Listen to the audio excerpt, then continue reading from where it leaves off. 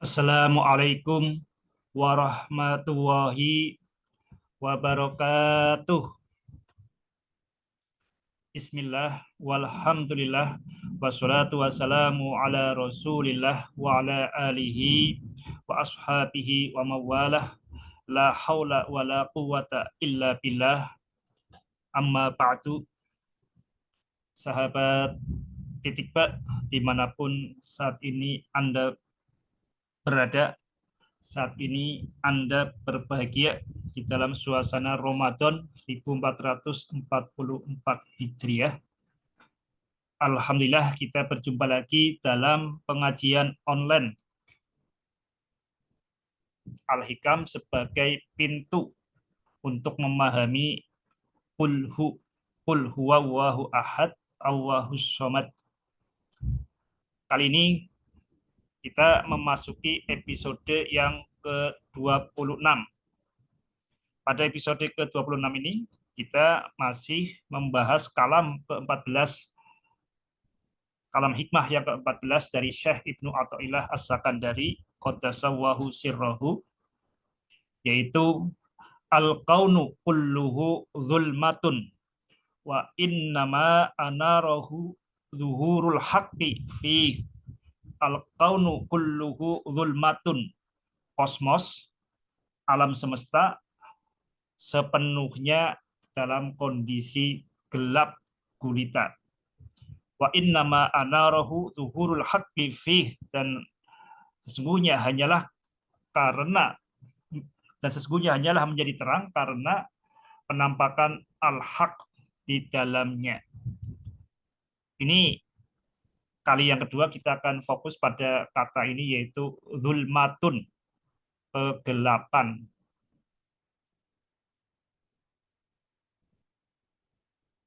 Al-kaunu kulluhu zulmatun, alam semesta itu sepenuhnya gelap.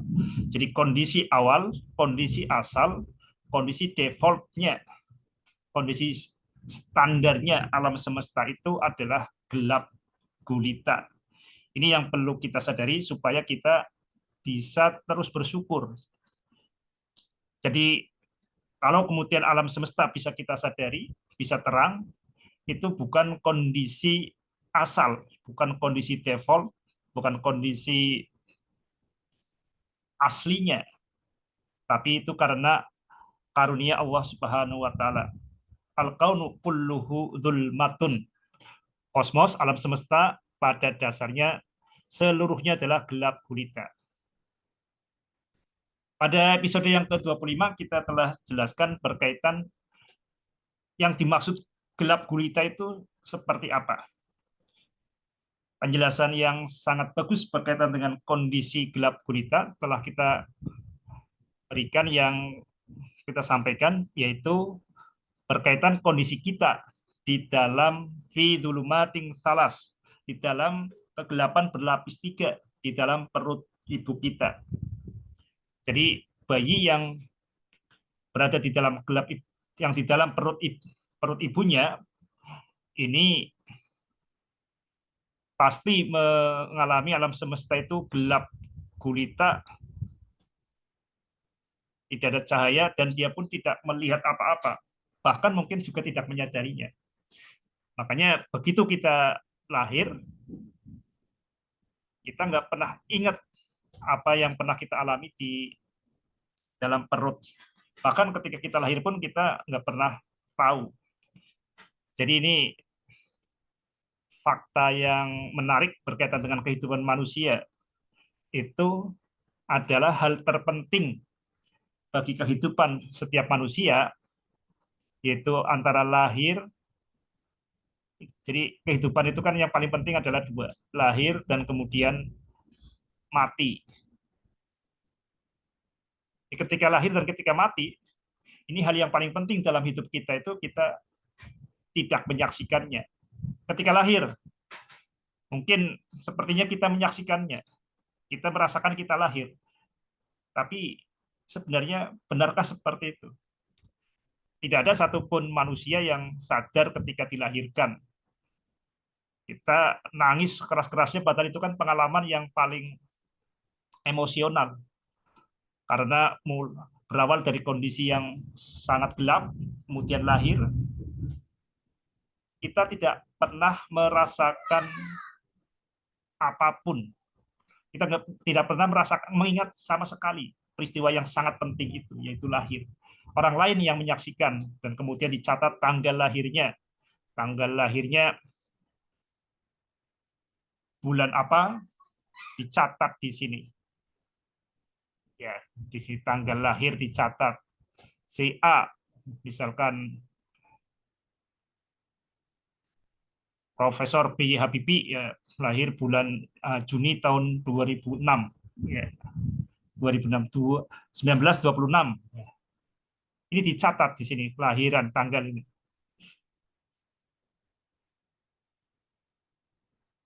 Tapi yang bersangkutan sendiri, yaitu kita itu nggak tidak mengingat apapun. Ketika lahir, peristiwa paling penting di dalam hidup kita adalah kelahiran, tapi kita tidak menyaksikannya. Demikian pula ketika kita meninggal, ini pun kita tidak menyaksikannya, orang lain yang menyaksikannya. Jadi lahir, orang-orang pada senyum, meninggal, pada orang-orang pada menangis, yaitu kalau hidup kita dalam kondisi bagus seperti itu, kelahiran kita disambut kebahagiaan, kepergian kita disambut isak tangis, merasa kehilangan. Yang jelas, dua titik terpenting di kehidupan kita, peristiwa yang paling penting, itu kita tidak menyaksikannya. Kita benar-benar memulai dari nol dan kembali ke nol lagi. Ini yang berkaitan dengan yang pertama, kondisi gelap gulita itu kondisi di dalam perut ibu. Jadi ini dalam perut ibu.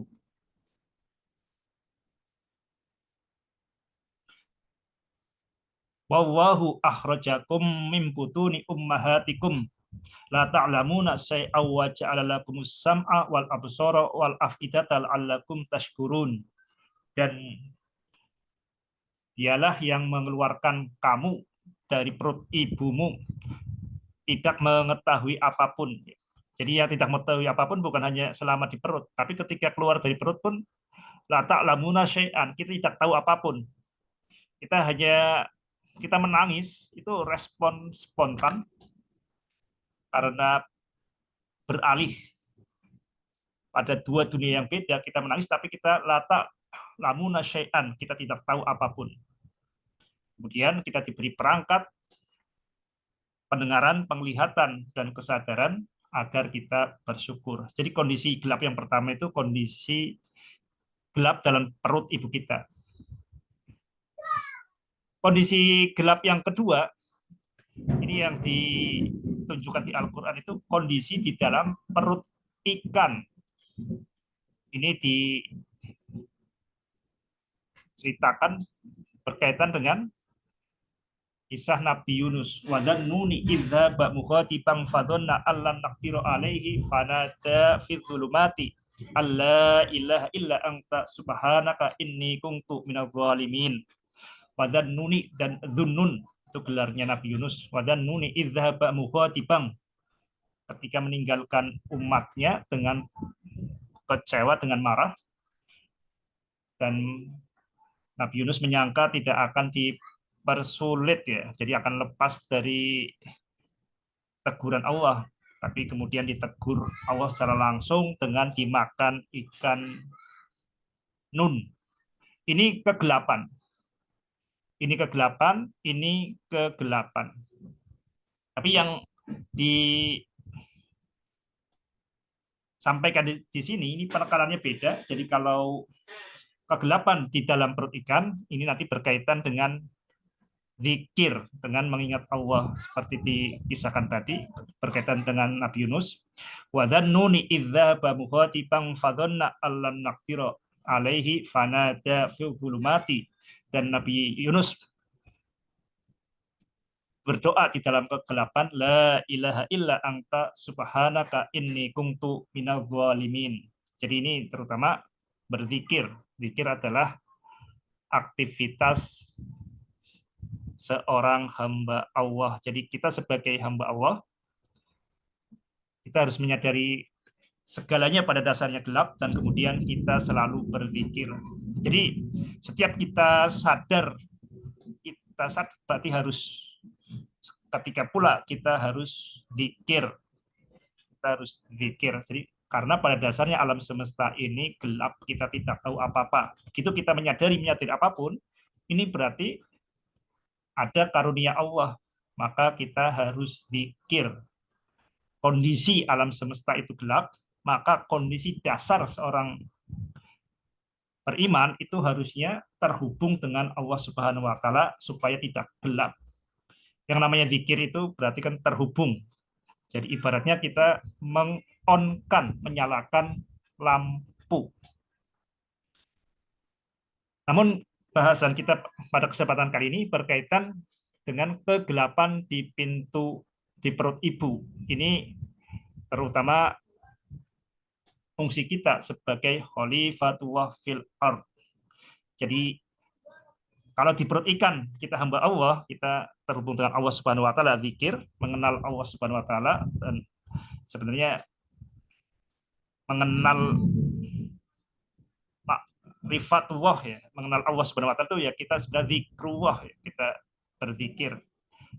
Dan di perut ibu ini terutama berkaitan peran kita sebagai khalifatullah. Jadi kita mengenal hukum-hukumnya, mengenal aturan-aturannya yang ditetapkan, yang berlaku di alam semesta di dalam diri kita sendiri. Jadi jangan kita mengaku-ngaku sebagai hamba Allah, tapi kita nggak peduli dengan aturan-aturannya yang ada di alam semesta maupun di dalam diri kita. Ini fokus kita berkaitan dengan khalifatullah fil ard. Ini sorry, ini lapar ya, ini menjelang puasa, saya salah tulis ya. Jadi fokus kita saat ini berkaitan dengan kegelapan dan peran kita sebagai khalifatullah fil ard. Nanti pada sesi mendatang itu berkaitan bagaimana kita mengusir kegelapan dengan zikir. Sekarang kita adalah mengusir kegelapan dengan berpikir. Sahabat titik Bak, dimanapun Anda berada, tidak ada cara yang paling baik sejauh ini ya untuk mengusir kegelapan berkaitan dengan alam semesta. Jadi alam semesta yang penuh misteri ini perlahan-lahan tersibak. Itu tidak ada cara yang lebih baik selain yang namanya science. Bacanya apa? Science ya, science. Ini dulu sering disebutnya sebagai ilmu pengetahuan atau tapi kalau sains itu lebih dari sekedar pengetahuan, tapi pengetahuan yang tertata, yang sudah terkonfirmasi dan bisa untuk mengelola realitas sains. Makanya yang paling kokoh disebut sebagai sains itu biasanya adalah natural science. Jadi di sini terutama adalah natural science. Ini yang lebih kokoh. Sedang social science ini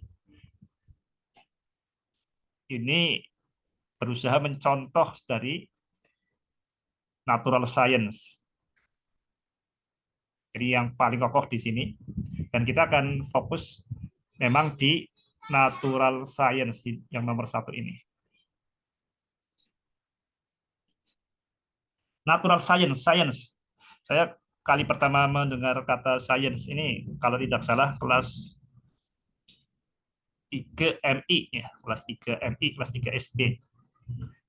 Itu bapak saya, waktu itu guru honorer ya, ketika merintis di MI As-Salafiyah MI Al-Kafi Purbasana, itu membawa rapot. Jadi di rapot itu ada tulisannya science, tulisan ini. Nah, saya bingung tanya ke bapak saya, Pak, sains itu apa? Ini bapak saya menjawab tak terduga dengan spontan. Sains adalah imla. Jadi imla. Jadi sains adalah imla. Mungkin bagi sahabat belum tahu ya namanya imla itu apa. Imla itu yang saya pahami ini sewaktu sekolah ini di SMP Penawaja dulu ada SMP Pendidikan Ahlussunnah wal Jamaah. Ini ada pelajaran yang namanya imla.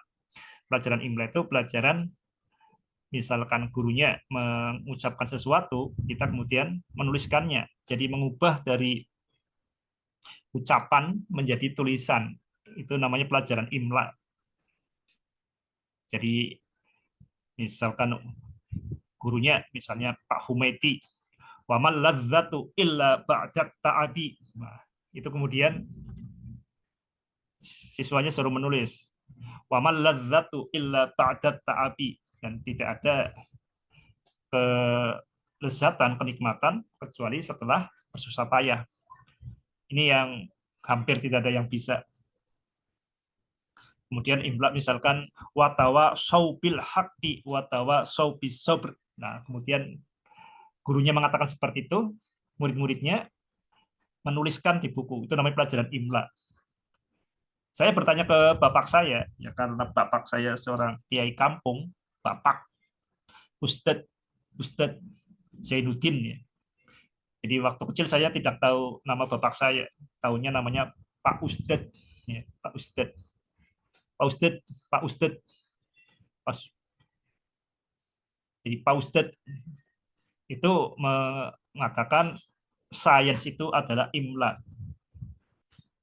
Ya waktu itu saya menerima begitu saja. Cuma ada keanehan di rapot itu. Di rapot itu tidak ada IPA.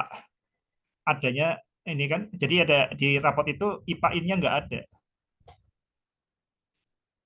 IPA tidak ada, yang ada sains. Dan tapi kata Bapak, sains adalah imla. Ini yang membuat saya bingung juga. Ini pelajaran IPA berarti dihapus, diganti dengan imla. Sahabat Titikba, dimanapun Anda berada, ini sesuatu yang sederhana, tapi ini kalau seorang bapak mengucapkan sesuatu, itu anak itu yang masih kecil itu percaya begitu saja. Apalagi seorang bapak itu seorang ustadz ya. Jadi hati-hati. Ini saya kepikir dan mulai dari seperti itu jadi penasaran. Nah, ini menjadi semakin semakin membingungkan di kepala saya karena seorang ustadz, misalkan bapak saya itu ini boleh dikatakan sedikit kurang mendukung yang namanya IPA ya. Jadi IPA itu dikatakannya sebagai ilmu pendapat akal. Maksudnya apa? Maksudnya bisa benar, bisa enggak. Yang namanya IPA itu ilmu pendapat akal. Bisa benar, bisa enggak. Yang benar itu adalah Al-Quran. Yang benar itu adalah Al-Quran. Jadi kalau ada pernyataan dari dalam buku IPA atau apapun, itu jangan pernah sampai diyakini. Tapi cukup untuk mendapatkan nilai saja, nilai rapot saja. Jadi IPA itu cukup untuk nilai rapot. Jangan sampai menjadi yakin. Kalau nilai rapot oke, tapi kalau yakin ini berbahaya karena bisa suatu saat bertentangan dengan Al-Quran, ya berarti nanti bisa kafir, bisa terseret kekafiran, masuk neraka. Contohnya yang sering disampaikan waktu itu, bapak saya mengatakan bahwa yang namanya bumi itu adalah datar. Wa ilal ardi kaifa sutihat, dan bagaimana bumi ketika dihamparkan. Itu di Al-Quran seperti itu. Dan bukan hanya satu ayat, banyak ayat yang menyatakan menurut ahli tafsir, sahabat bisa cek termasuk tafsir terkemuka, tafsir Jalalain. Itu menyebutkan bahwa itu adalah dalil bahwa bumi ini adalah datar. Ayat lain yang cukup populer, wal ardo madadna wa alqaina fiha rawasiya ambatna fiha min kulli zaujim bahij min kulli syai'im mausun. Wal ardo madadna, dan bumi itu dihamparkan. Wal ardo madadna fiha wa alqaina fiha, dihamparkan kemudian ditanamkan di situ gunung-gunung. Jadi di Al-Qur'an itu sangat-sangat banyak sekali menyatakan, menegaskan, ini menurut sebagian ahli tafsir ya, tafsir bahwa alam semesta itu, bumi itu berbentuk datar.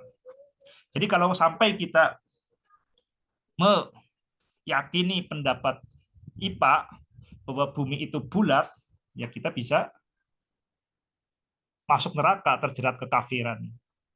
Jadi kita bayangkan di sini bumi. Bumi itu berbentuk apa? Kalau menurut Al-Qur'an itu adalah bumi bentuknya adalah datar. Sedangkan menurut IPA, ilmu pendapat akal, itu berbentuk bulat. Nah ini sangat berbahaya mengatakan bumi itu bulat, karena itu bertentangan dengan Al-Qur'an.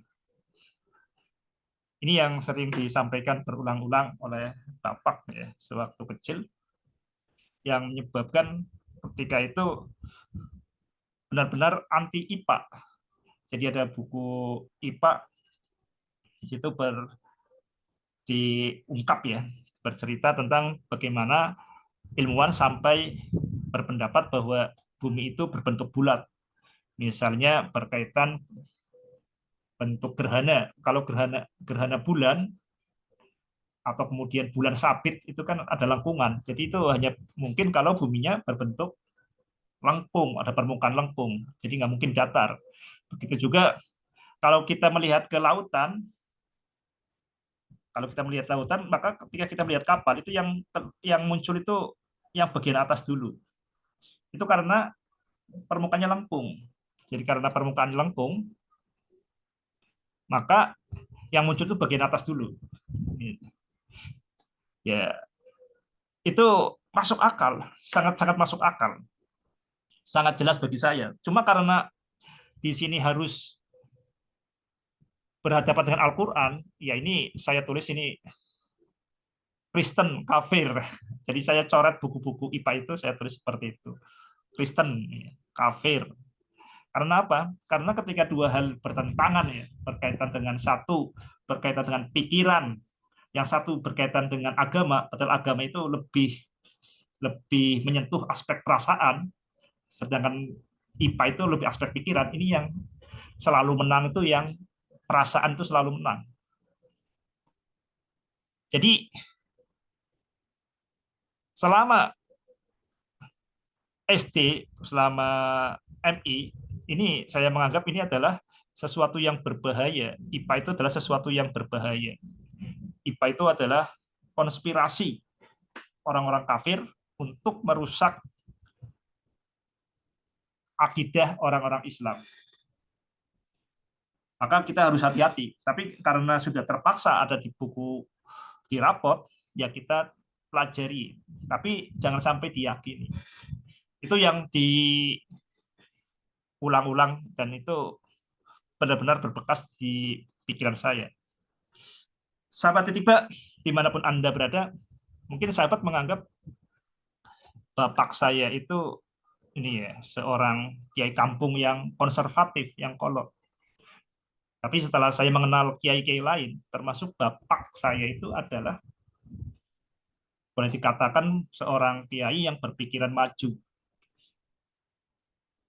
Jadi seorang kiai yang anaknya sampai kuliah di ITB se-kabupaten, ya saya belum menemukan yang lain kecuali bapak saya yang anaknya kemudian kuliah di IPB, kuliah IPB Itu ada dua adik saya, dua di PP.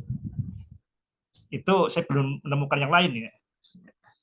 Itu selain bapak saya, maksud saya bapak bukan seorang yang paling kolot, bahkan boleh dikatakan menurut saya adalah yang paling pikirannya paling maju. Makanya ketika saya kuliah, ya, itu banyak yang menduga ini bukan orang NU, ini orang Muhammadiyah. Ya, ada anggapan, ini ya pikiran-pikiran seperti itu kan tidak terduga ya bagi sahabat mungkin yang hidup di zaman sekarang. Sahabat titik Pak, dimanapun Anda berada, ini betapa bahayanya akidah. Akidah, betapa dahsyatnya akidah, entah itu efektif atau merusak, itu akidah itu sangat-sangat dahsyat. Saya yakin bukan hanya saya saja yang kemudian menjadi alergi dengan IPA. Pasti banyak juga teman yang kemudian sinis ya dengan IPA, dengan sains. Ini apalagi kemudian ini berdasarkan tafsir Jalalain, ya, seorang tafsir. Jadi yang mengatakan bumi ini datar, ini bukan yai kaleng-kaleng, tapi pakar tafsir kelas dunia. Tafsir Jalalain ini tafsir kelas dunia. Jadi tentu pakar tafsir kelas dunia itu tafsir Jalalain itu ditulis oleh dua ulama yang yaitu Syekh Jalaluddin Al-Mahalid dan Syekh Jalaluddin Asuyuti. Ini pasti dia tahu bahasa Arab. Nggak mungkin pakar tafsir kelas dunia jadi syekhnya syekh ya yang menulis buku tafsir dan digunakan secara luas di dunia itu tidak bisa bahasa Arab, tidak mungkin. Tapi kenapa kemudian sampai mengatakan bahwa Al-Quran itu berbentuk datar, Al-Quran sorry, bumi itu berbentuk datar dan itu berdasarkan berpijak pada dalil-dalil Al-Quran. Kenapa seperti itu? Karena seharusnya ya tidak cukup kita tahu bumi itu bulat atau datar hanya dengan teks saja.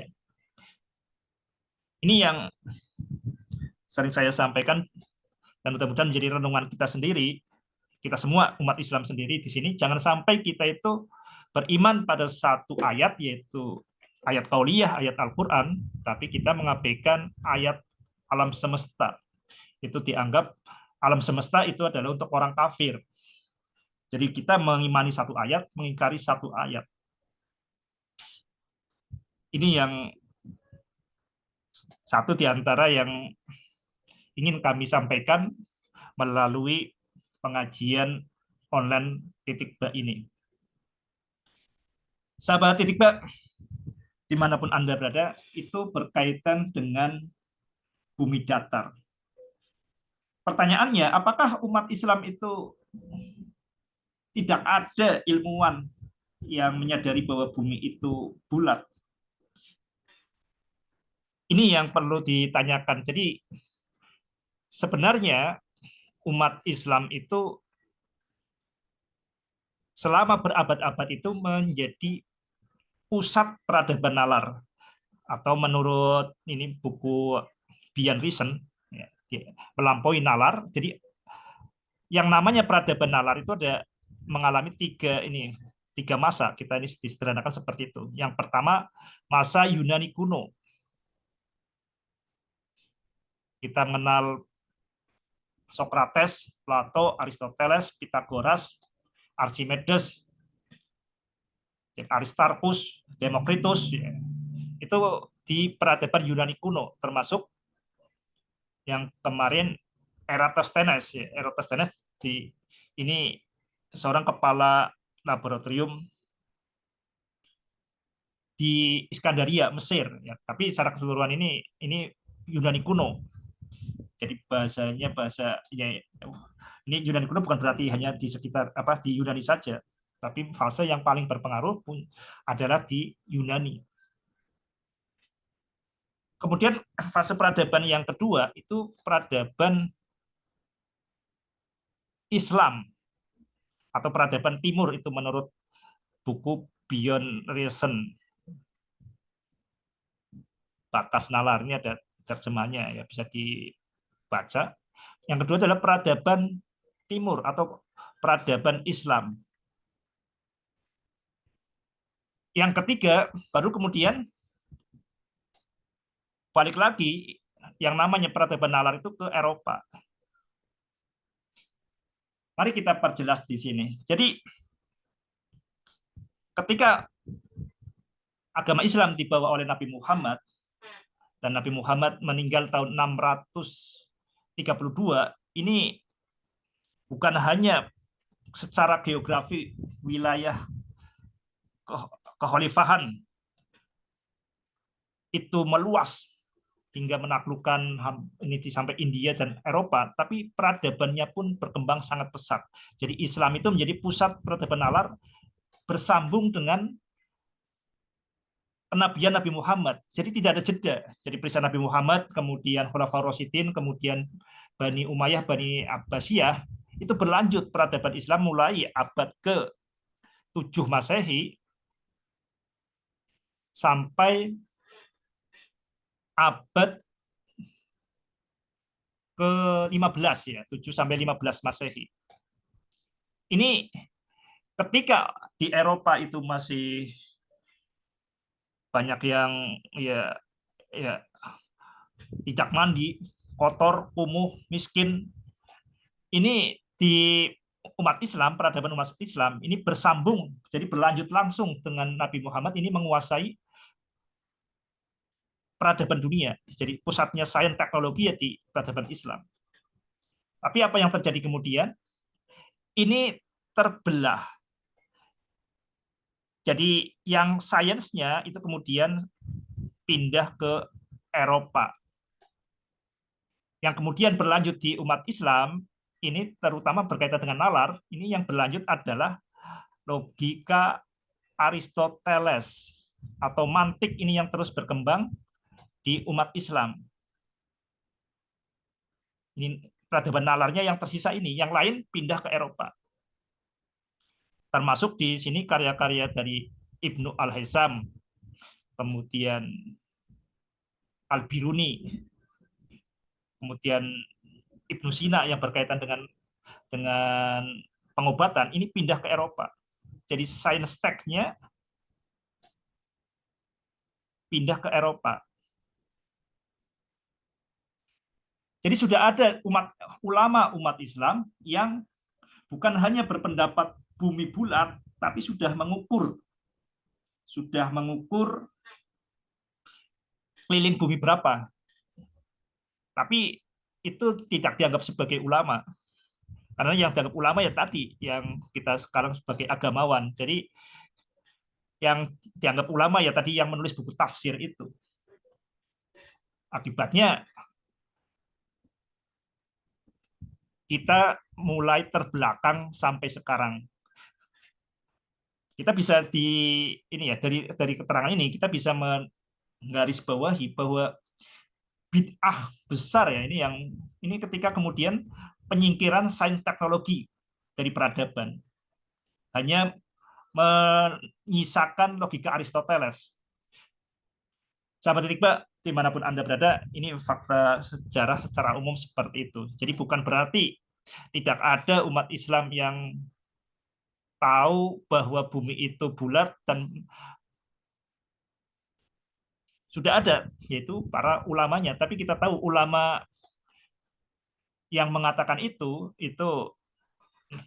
Al-Biruni dan ada ulama yang lain, itu dianggap bukan ulama. Jadi yang namanya ulama ya itu dimonopoli adalah ulama yang kita sebut sekarang sebagai agamawan. Makanya ada ajaran aneh bahwa bumi itu berbentuk datar, ini berdasarkan ayat Al-Quran, bisa sampai seanehnya itu, seabsurd itu karena ulama-ulama berkaitan dengan sains teknologi yang membaca ayat-ayat alam ini tersingkirkan. Maka muncul ajaran aneh. Jadi tadi yang mengatakan itu bukan ulama yang tidak bisa bahasa Arab, penulis tafsir Jalalain tentu adalah Arabnya nomor satu pada zamannya, nomor satu di dunia ya, kelas nomor satu. Jadi masalahnya bukan masalah bahasa.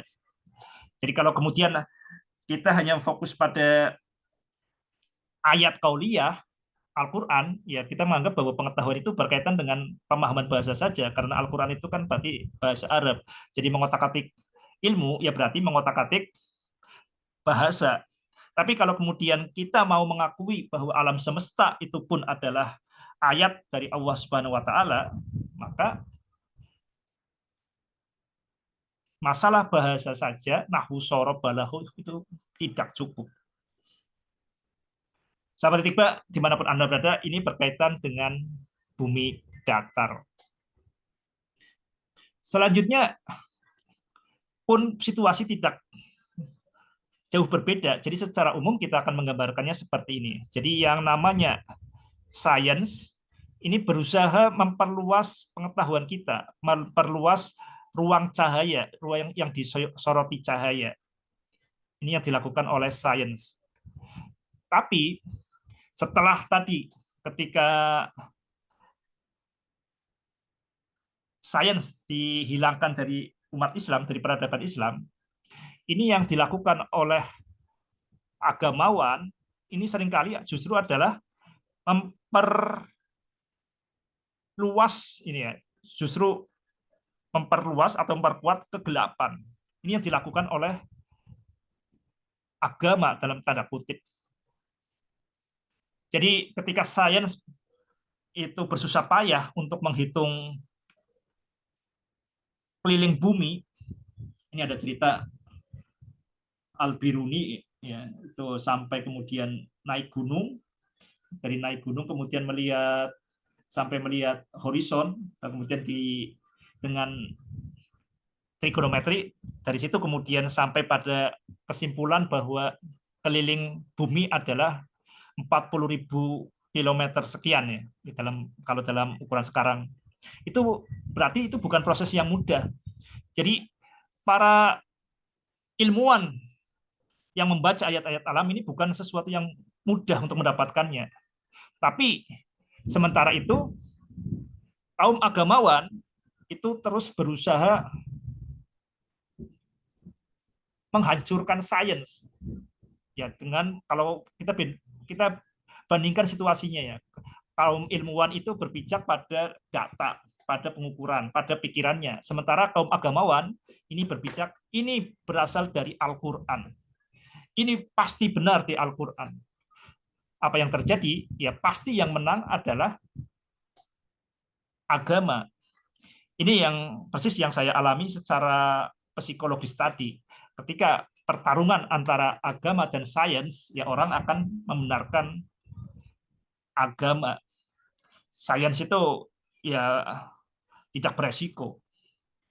Sahabat Titik Pak, dimanapun Anda berada, jadi kita akan selamanya seperti itu kalau kita tidak sadari situasi masalahnya. Jadi kaum agamawan yang lebih tahu dan setiap hari memegang Al-Quran akan lebih kuat untuk menguasai nalar publik, menguasai pikiran masyarakat. Padahal kita tahu yang namanya sains itu berbeda dengan ini ya, berbeda dengan proses dengan agama itu tinggal kita sami nawa atau nah, tapi kalau kemudian sains itu kan harus berpikir sendiri, berpikir runut. Ini. Nah, ini betapa dahsyatnya kebodohan umat Islam ketika kemudian ulama-ulama yang membaca alam semesta itu disingkirkan dan karena mereka berpijak pada data, pada eksperimen, sementara agamawan itu berpijak ini loh di Al-Quran. Di Al-Quran itu menegaskan bahwa alam semesta itu, bahwa bumi itu adalah datar. Ini betapa merusaknya akidah ya, akidah merusak nalar itu dengan cara yang luar biasa. Ketika umat Islam kemudian sami'na wa ata'na dengan ulamanya, sementara kemudian ulamanya mengatakan bumi itu datar, dan kalau yang mengatakan bumi itu bulat adalah kafir, ya apa yang terjadi? Sahabat titik Pak, dimanapun Anda berada, jadi ini yang patut dicatat ya. Jadi kalau nalar publik yang rusak, yang kemudian nggak bisa mikir, ini bagi para elit masyarakat, dalam hal ini para agamawan, ini bisa menguntungkan. Karena dengan nalar masyarakat yang rusak, maka mereka menjadi loyalitasnya semakin tinggi. Padahal yang namanya sains itu kan menuntut seseorang tuh loyalitas pada kebenaran, pada fakta, pada kebebasan berpikir. Makanya bagi seorang pemimpin negara ya lebih lebih nyaman kalau memelihara ulama-ulama yang tadi, yang justru menekan nalar daripada ulama-ulama yang mencerdaskan nalar. Sahabat titik Pak, dimanapun Anda berada, mari kita perluas ya. Tadi kemudian berkaitan dengan bumi datar. Sekarang berkaitan dengan berikutnya, berkaitan dengan bumi bulat. Ini banyak yang ini di Facebook itu kan saling saling ini ya, saling serang, saling ledek antara ini yang mengaku penganut Asy'ariyah dan penganut Salafi Wahabi. Wah ini tadi di kitab Jalalain itu yang sering dipegang oleh kaum Nahdiyin itu menyebutkan bahwa bumi ini datar. Ya, ini kitab Jalalain. Jadi bumi kalau menurut tadi tafsir Jalalain ya, tafsir Jalalain itu datar, bumi datar.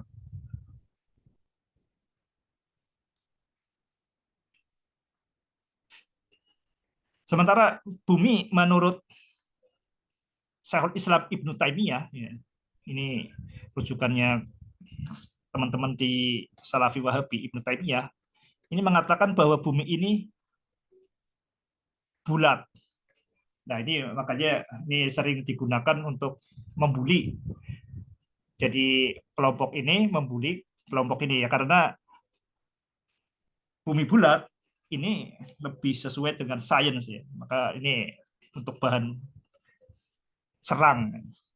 Ini membuktikan, menegaskan bahwa akidah Salafi Wahabi ini lebih benar. Nah ini tafsir Jalalain rujukannya kaum Asy'ariyah, ini bumi datar. Sahabat tiba dimanapun Anda berada, mari kita akan lihat berikutnya. Saya teringat berkaitan dengan pertengkaran berikutnya, yaitu pertengkaran berkaitan dengan geosentris dan heliosentris. Jadi suatu saat di Jakarta, ketika saya ke Jakarta ketemu seorang ustadz yang sama-sama asli Tegal, itu dia minta ya dia diskusi, dia ingin mengadakan seminar. Ya dia terinspirasi dengan Harun Yahya. Jadi Harun Yahya ini dianggap sudah membendung teori evolusi. Nah ini karena teori evolusi teori sesat ya, ini menyesatkan, makanya perlu dibendung. Dan ini Harun Yahya dianggap sudah lumayan berhasil. Dan satu lagi yang teori yang dianggap merusak akidah Islam itu adalah teori heliosentris.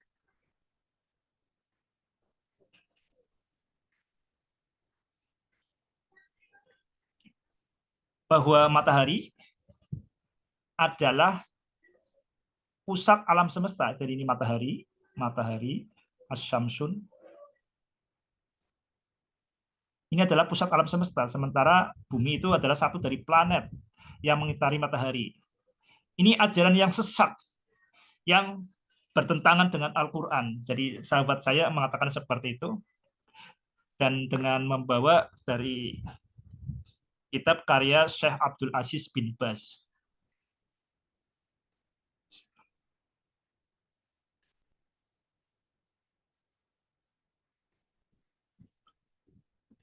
Syekh Abdul Aziz bin Baz ini bukan ulama yang nggak bisa bahasa Arab. Dia kepala mufti, kepala MUI-nya Arab Saudi, dan di sana MUI-nya itu memiliki fatwa yang mengikat. Dia bukan seorang yang nggak bisa bahasa Arab, dan mengarang kitab yang judulnya Al-Adillah An-Naqliyah Al-Hisiyah. Jadi di situ ini berkaitan dengan dalil yang nakliyah yang berdasarkan Al-Quran hadis, dan hisiyah empiris berdasarkan pengamatan. Tentang apa? Fi jiryadi syamsi wal qamar, pergerakan langit, pergerakan bumi, pergerakan matahari dan bulan, wasukunil ard, dan diamnya bumi. Jadi hendak mengadakan diskusi untuk melawan kesesatan teori heliosentris. Ya tentu saya bingung ya, teman saya itu minta minta supaya bisa mencarikan materi dosen ITB untuk melawan teori heliosentris ini. Ini seperti kita tahu, ini ketika Harun Yahya booming ya, itu dosen ITB, kepala, kalau tidak salah kepala departemen biologi di ITB pun turut mendukung karya Harun Yahya ini. Jadi Harun Yahya sukses mengcounter teori evolusi. Nah ini Syekh Abdul Aziz bin Baz ini mempunyai buku juga yang melawan teori heliosentris. Sahabat titik Bak, dimanapun Anda berada, ini cerita bagaimana akidah umat Islam itu menghancurkan budaya sains, ini bisa panjang lebar. Jadi ini dan pertarungan seperti ini akan selalu yang menang adalah yang mengatasnamakan agama. Karena yang mengatasnamakan agama itu tidak bisa dibantah. Jadi nggak ada yang namanya kemudian ulama itu dibantah. Kalau ulama dibantah pasti oleh kelompok yang lainnya. Jadi kalau ulama Salafi ya yang membantah, yang mengkritik ya ulama dari kelompok yang lain. Kelompok ulama As'ariyah yang membantah ya berarti dari ulama yang lain. Tapi murid-muridnya itu kan sami nawa atau nah. Sementara di budaya ilmiah, budaya sains itu harus saling mengkritik. Kalau di agama itu kemudian ada suatu kesalahan, itu kan aib, ya, aib. Tapi kalau di budaya sains, ketika ada kesalahan itu adalah perayaan. Jadi Nobel tahun 2022 yang kemarin itu kan diberikan oleh fisikawan yang membuktikan bahwa Albert Einstein salah. Jadi Albert Einstein salah ya. Ini ketika ada suatu kesalahan itu adalah perayaan di dalam sains. Beda dengan agama. Jadi pola pikirnya itu pola pikir yang selama ini dianggap berbeda, dan agama akan selalu menang. Jadi kalau kemudian umat Islam selalu terbelakang dan bangga dengan keterbelakangan, itu karena umat Islam itu patuh pada akidahnya. Demikian karena sudah marib, kita tutup, mudah-mudahan bermanfaat. Ya ayyuhalladzina amanu taqullaha wa qulu qawlan sadida yuslih lakum a'malakum wa yaghfir lakum dzunubakum wa may yuti'illaha wa rasulahu faqad faza fawzan 'azima. Wassalamualaikum warahmatullahi wabarakatuh.